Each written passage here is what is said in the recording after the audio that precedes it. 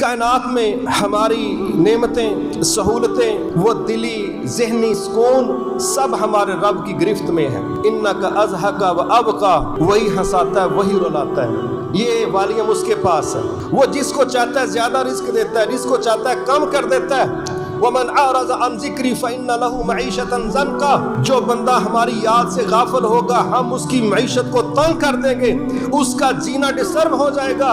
وہ رب جب اپنے سسٹم کی مخالفت دیکھتا ہے وہ ناراض ہو جاتا ہے، اور جب رب ناراض ہوتا ہے تو پھر نتائج دنیا کو بھگتنے پڑتے ہیں۔ ہمیں نہیں پتا قوم عاد کے ساتھ کیا ہوا تھا، قوم سمود کے ساتھ کیا ہوا تھا، فرعون اور اس کی کمپنی کے ساتھ کیا ہوا تھا۔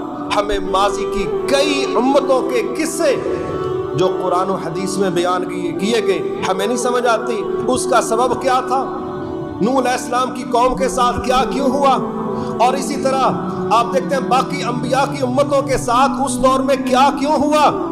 ان قوموں کی امتوں کی ہلاکتوں کی بنیادی وجہ یہ تھی کہ انہوں نے اپنے خالق کے سسٹم کو قبول ہی نہیں کی۔ جب ایک حد کو کراس کر گئے پھر کسی کو زمین سے اٹھایا، آسمانوں کے قریب لے جا کے الٹا کر کے زمین پر پٹک دیا، پھر کسی پر دریاؤں کے سمندروں کے رخ کھول دیے اور کسی پر پتھر برسا دیے، کسی کو چیخ آ کے لے گئی، کسی کو بجلیوں نے اجاڑ دیا۔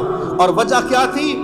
جب انہوں نے اس خالق کے سسٹم کو تسلیم نہیں کیا، پھر اللہ تعالیٰ نے ان کے قصے قرآن میں قیامت تک کے لیے بیان کر کے کہا فَأَتَبِرُوا يَا أُولِي الْأَبْصَارِ، اگر تمہاری آنکھیں ہیں تو آیتیں پڑھ کے اس قوموں کے ماضی کو سمجھ کے خود اس راستے پر چلنے سے بچ جانا۔ اس لیے یہ سارا کچھ ہمیں سمجھایا گیا۔